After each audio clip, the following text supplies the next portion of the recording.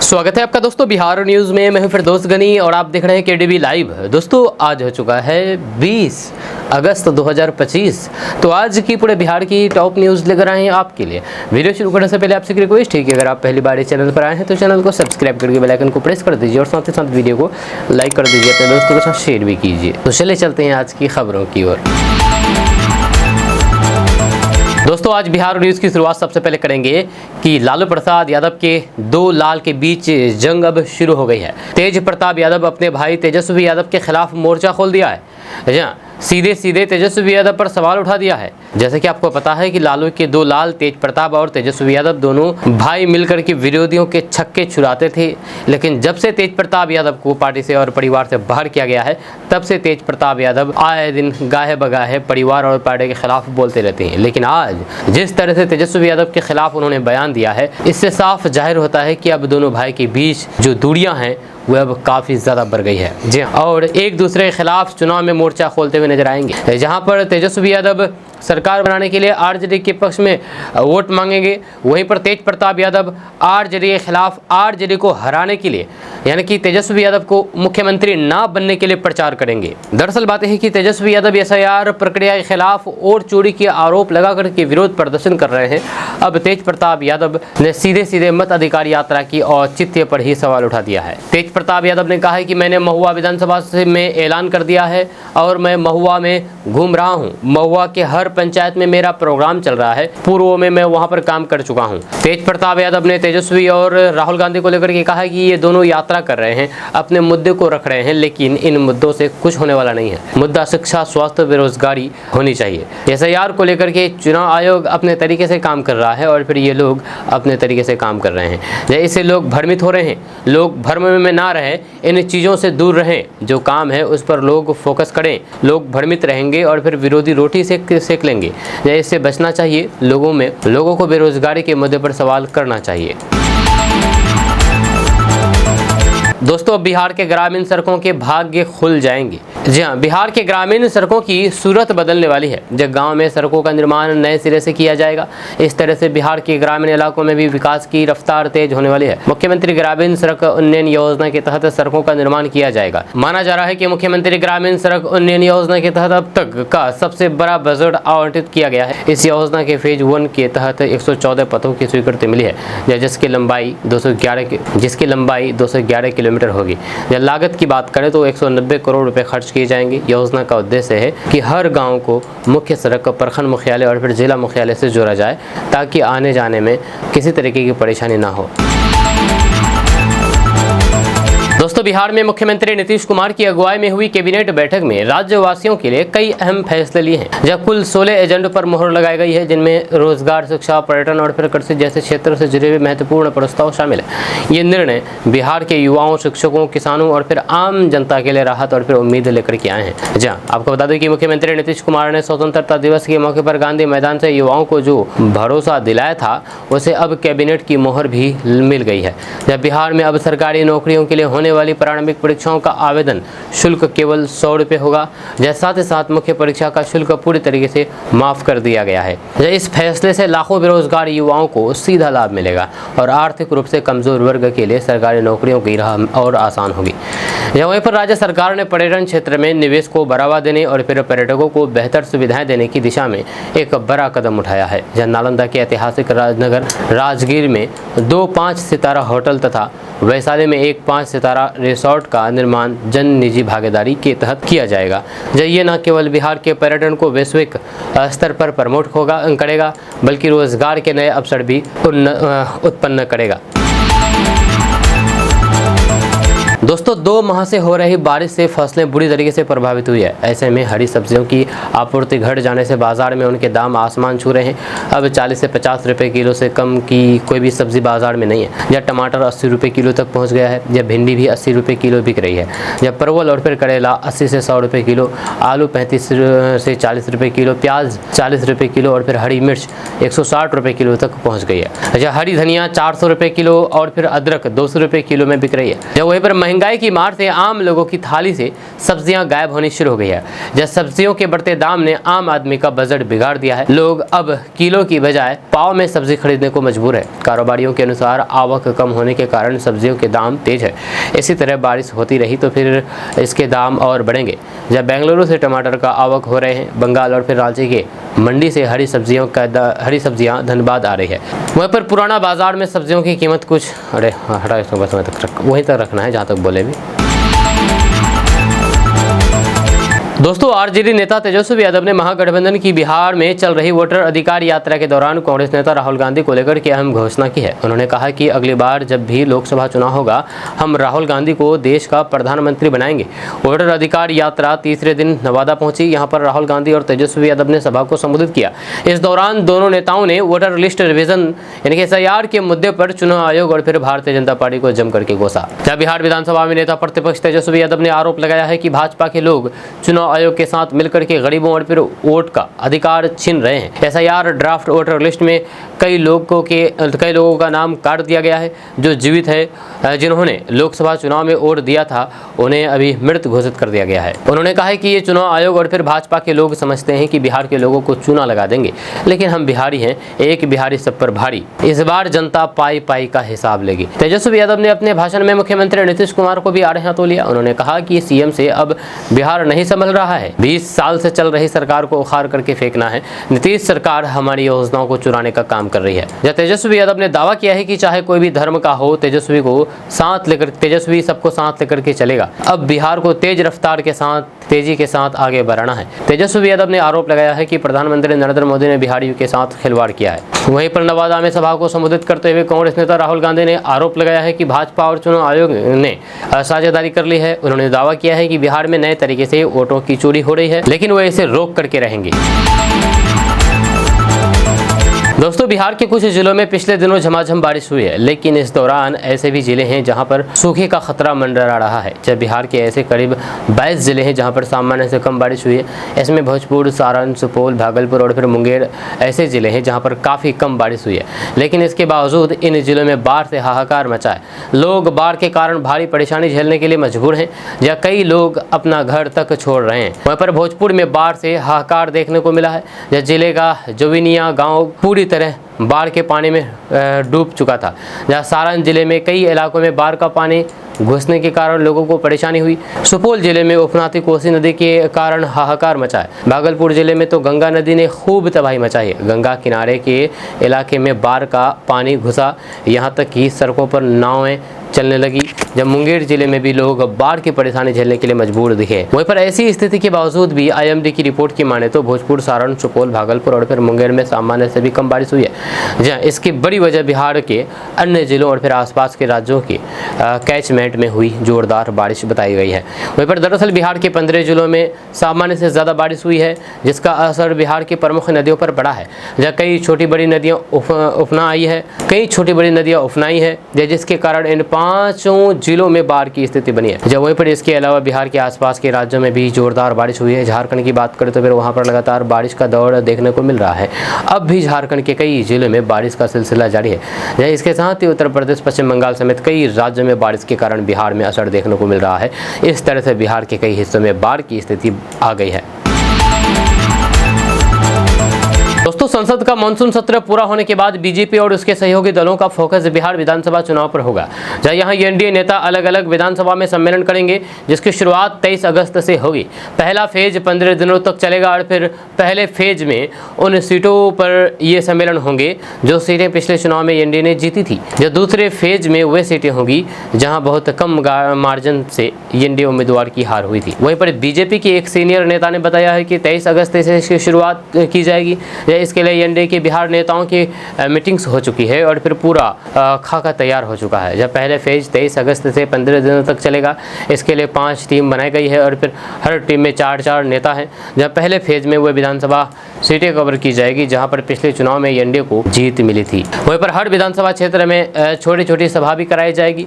बिहार में 2020 के विधानसभा चुनाव में बीजेपी, जेडीयू, वीआईपी और फिर हिंदुस्तानी अवाम मोर्चा पार्टी ने साथ मिलकर के चुनाव लड़ा था। बीजेपी ने 110 सीटों पर चुनाव लड़ा और फिर जेडीयू ने 115 सीटों पर, तब बीजेपी ने 74 सीटों पर जीत दर्ज की थी। जेडीयू 43 सीटों पर ही जीत दर्ज कर पाई थी। हम हिंदुस्तानी अवाम मोर्चा 7 सीटों पर लड़ा और फिर 4 जीते। वीआईपी ने 11 पर लड़ा और 4 जीती।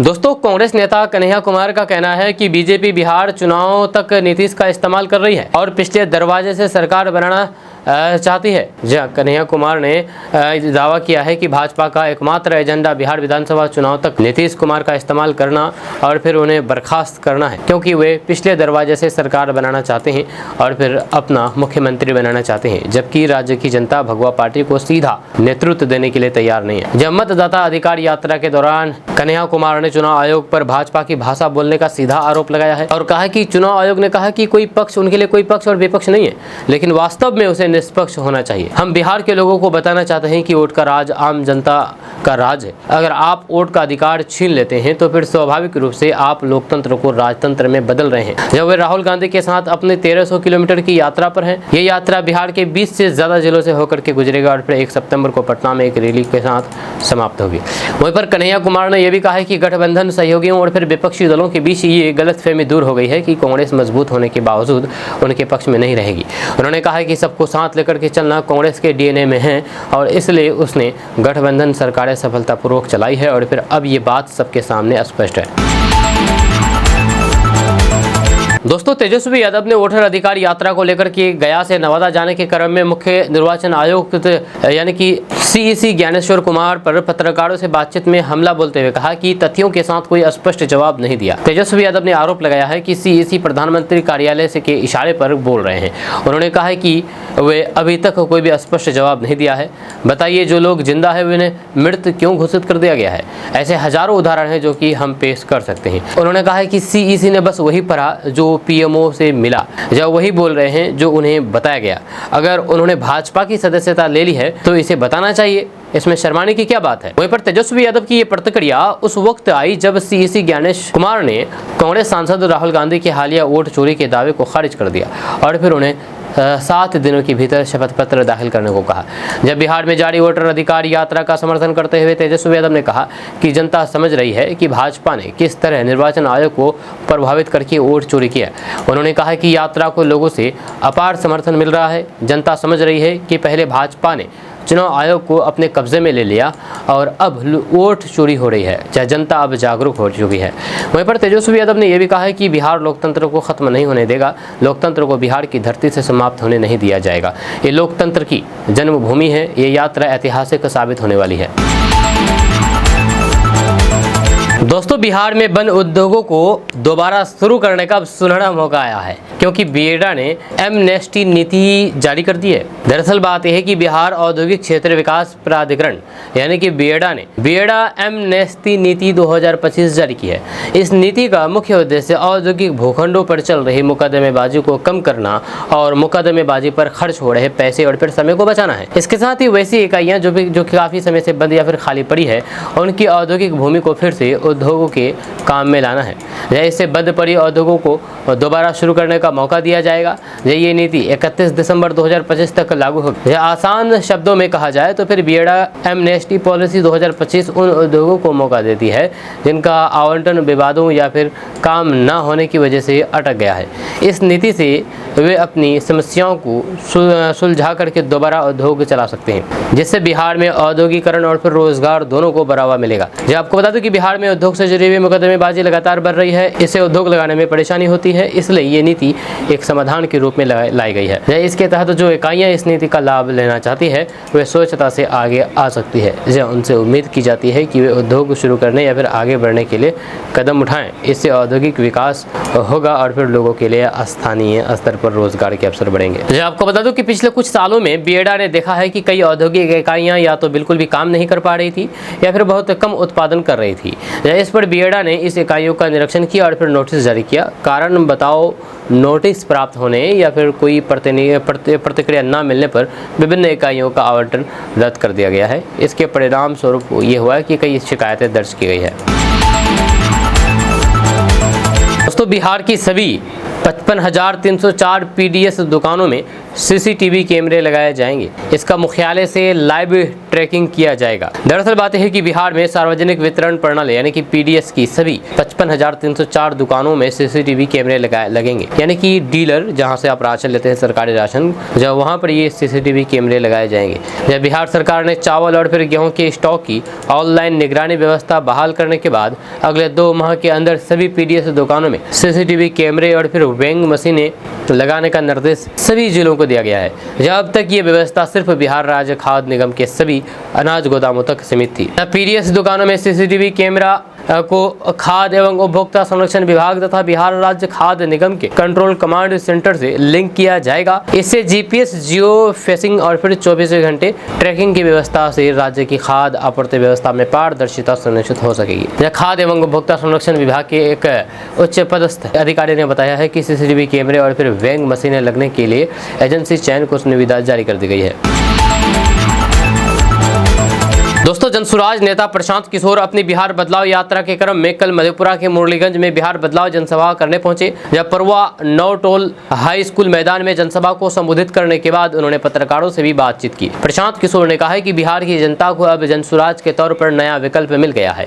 जब 30 साल तक लालू के डर से भाजपा नीतीश और भाजपा के डर से लालू को वोट देने की मजबूरी से आगे निकलने का रास्ता लोगों को दिख गया है। लोग अब जनता का राज चाहते हैं, बच्चों के लिए पढ़ाई और फिर रोजगार चाहते हैं। प्रशांत किशोर ने लालू यादव के अपने पुराने रंग में आने के सवाल पर तंज कसते हुए कहा कि बिहार की जनता ने उनका सभी तरीके का रंग देख लिया है। जब लालू यादव पहले दलितों के नेता थे, जनता ने वो देखा, वो पिछड़ों के नेता रहे, जनता ने वो भी देखा।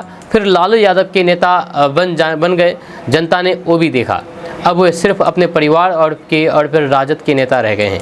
उन्होंने कहा कि जनता पर अब लालू जी का कोई भी रंग नहीं चलने वाला है। जनता अब सिर्फ चाहती है कि उन्हें शिक्षा मिले, रोजगार मिले और बिहार से पलायन बंद हो।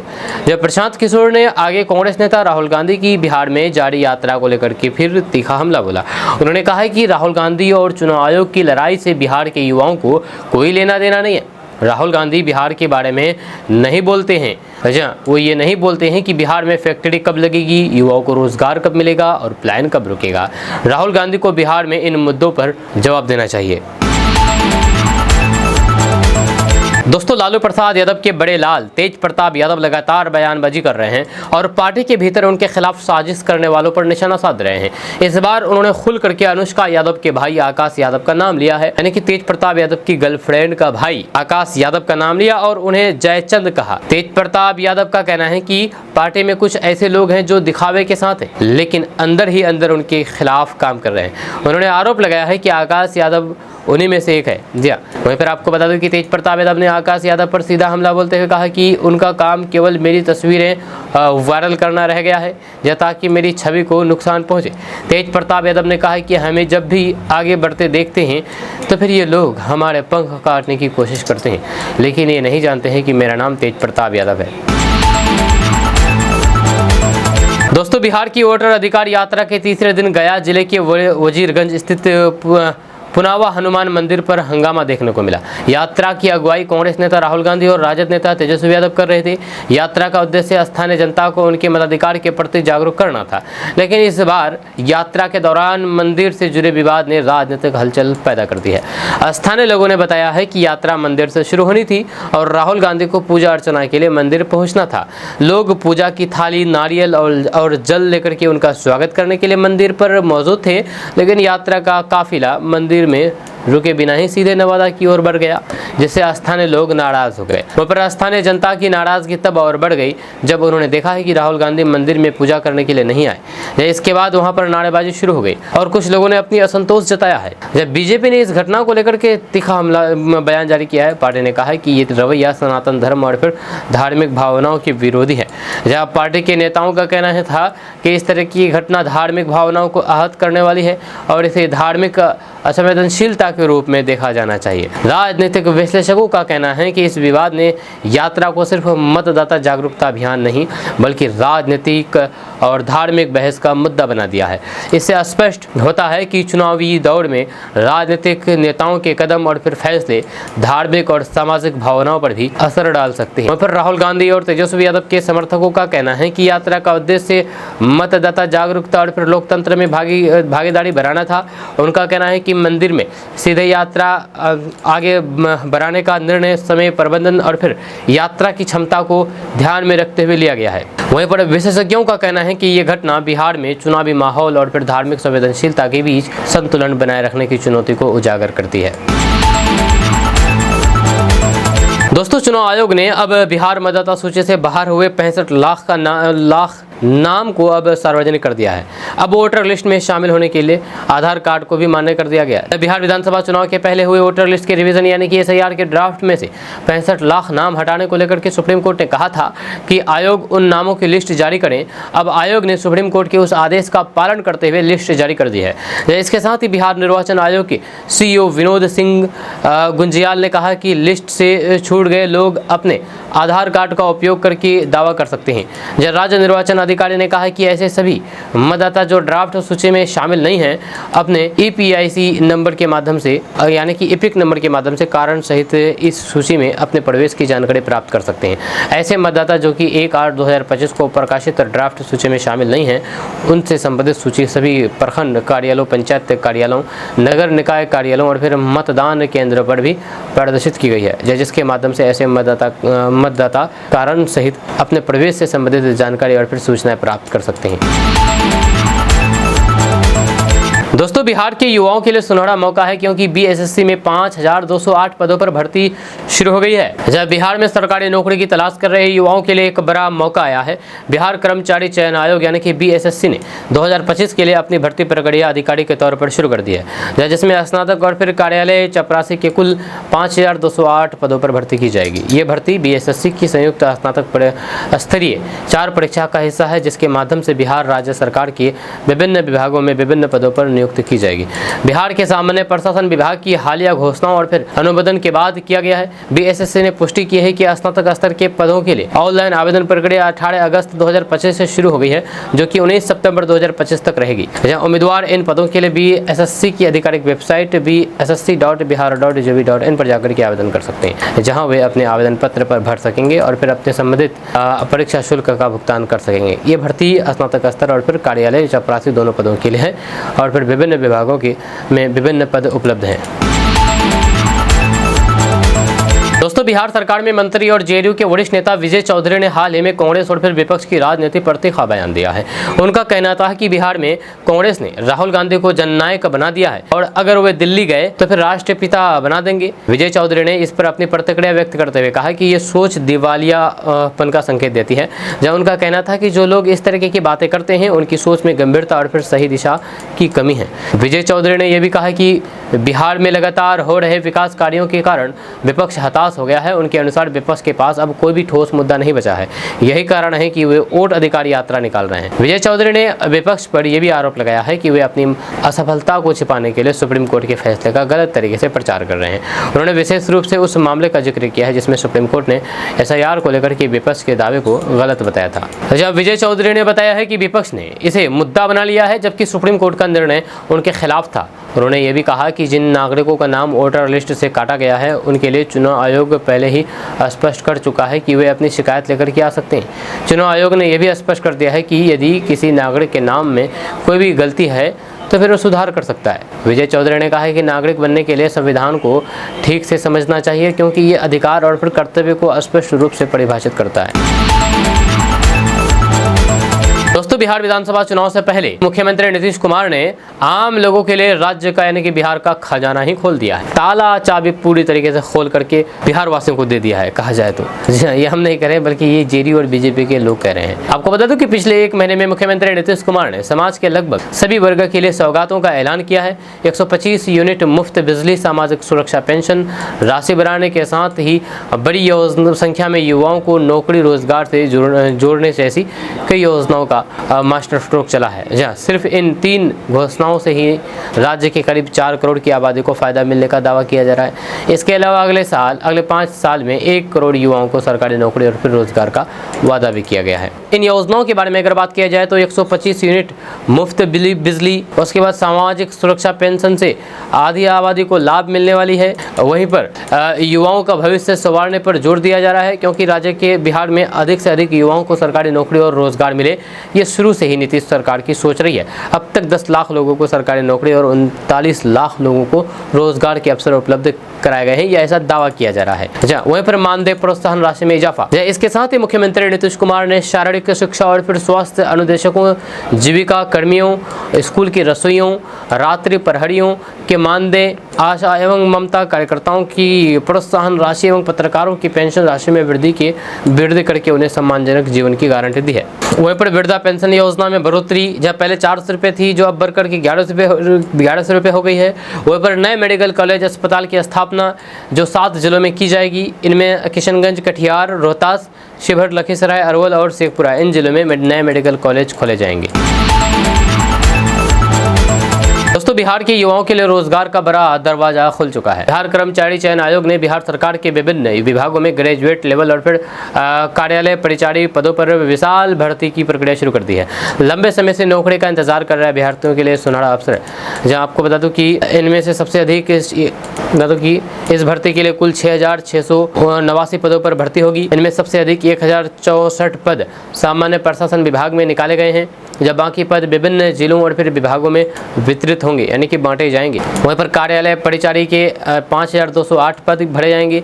ये श्रेणी कम शैक्षणिक योग्यता वाले युवाओं के लिए बड़ा अवसर हो सकता है। स्नातक स्तर की भर्ती के लिए उम्मीदवार के पास अब मान्यता प्राप्त विश्वविद्यालय से ग्रेजुएशन डिग्री होना अनिवार्य है। दोस्तों, वोटर अधिकार यात्रा में अफरा तफरी का माहौल देखा जा रहा है। दरअसल बातें हैं कि तेजस्वी और राहुल गांधी को ले जा रहे वाहन ने पुलिसकर्मियों को टक्कर मार दी है, जिसके बाद क्या था, राजनीतिक गर्मा गई है। जब मतदाता अधिकार यात्रा की सुरक्षा में तैनात एक पुलिसकर्मी को कांग्रेस सांसद और विपक्ष के नेता राहुल गांधी और आरजेडी नेता तेजस्वी यादव को ले जा रहे वाहन ने टक्कर मार दी।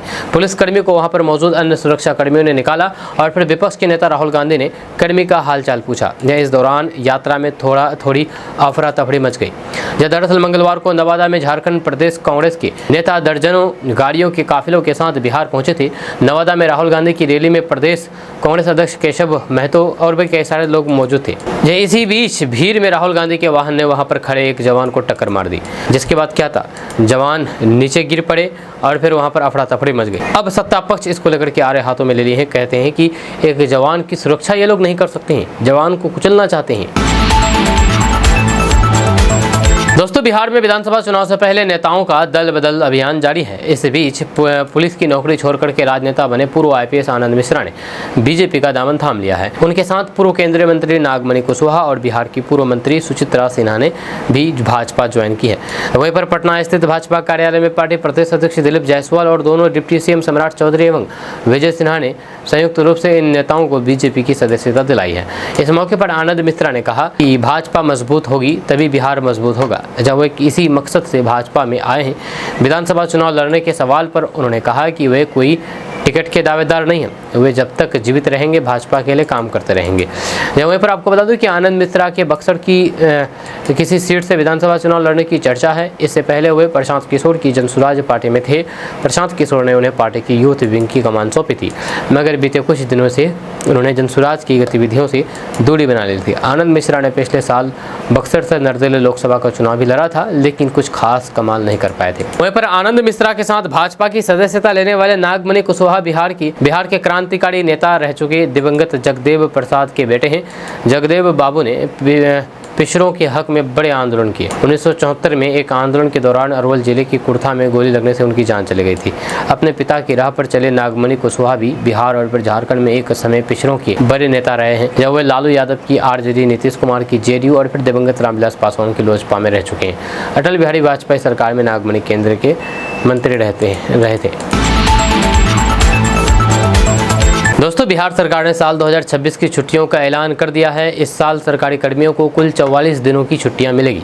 जब बिहार सरकार के सभी सरकारी कार्यालयों में 11 दिन का सामान्य अवकाश रहेगा, वहीं पर 17 दिनों का ऐच्छिक प्रतिबंधित अवकाश मिलेंगे। इसके अलावा 15 दिनों का सार्वजनिक अवकाश घोषित किया गया है, जबकि एक दिन वार्षिक लेखाबंदी रहेगी। दरअसल बिहार में सरकारी छुट्टियों को लेकर के अक्सर घमासान मचता रहा है। हिंदू धर्म और मुस्लिम समुदाय की छुट्टियों को लेकर के पहले भी विवाद छिड़ चुका है। इस बातों को ध्यान में रखते हुए चुनावी साल में सभी समुदाय के सरकारी कर्मियों को खुश करने की कोशिश है। वहीं पर नीतीश कैबिनेट की बैठक में सरकार ने साल 2026 की छुट्टियों को लेकर के सामान्य प्रशासन विभाग की तरफ से भेजे गए प्रस्ताव को सरकार ने अपनी स्वीकृति दे दी है। दोस्तों, बिहार में अब किसी दुकान या फिर प्रतिष्ठान में कार्यरत कर्मियों को बिना समुचित कारण तथा 1 माह के नोटिस दिए हटाए नहीं जा सकता है। अगर ऐसा किया जाता है तो फिर कर्मी को नोटिस के बदले 1 महीने का अमानदेय देना होगा। ये उन कर्मियों पर लागू होगा जो 6 महीने या फिर उससे अधिक समय से संबंधित दुकानों या फिर प्रतिष्ठानों में कार्य कर रहे हैं। दुकानदारों तथा इनमें कार्य करने वालों को सहूलियत प्रदान करने के मकसद से राज्य में बिहार दुकान एवं प्रतिष्ठान अधिनियम 2025 लागू कर दिया गया है। इसका गजट प्रकाशन भी हो गया है। अब श्रम संसाधन विभाग इसकी नियमावली बना करके इसके प्रावधानों को राज्य भर में लागू कराएगा। इस कानून में ये भी साफ कर दिया गया है कि दुकानों प्रतिष्ठानों में सप्ताह में 48 घंटे से अधिक काम करने की अपेक्षा कर्मियों से नहीं की जाएगी। वहीं पर एक दिन में अधिकतम 9 घंटे तक काम किए जाएंगे। अगर सप्ताह में 48 घंटे से अधिक काम किए गए तो फिर उसके लिए अतिरिक्त राशि का भुगतान संबंधित कर्मी को करना होगा।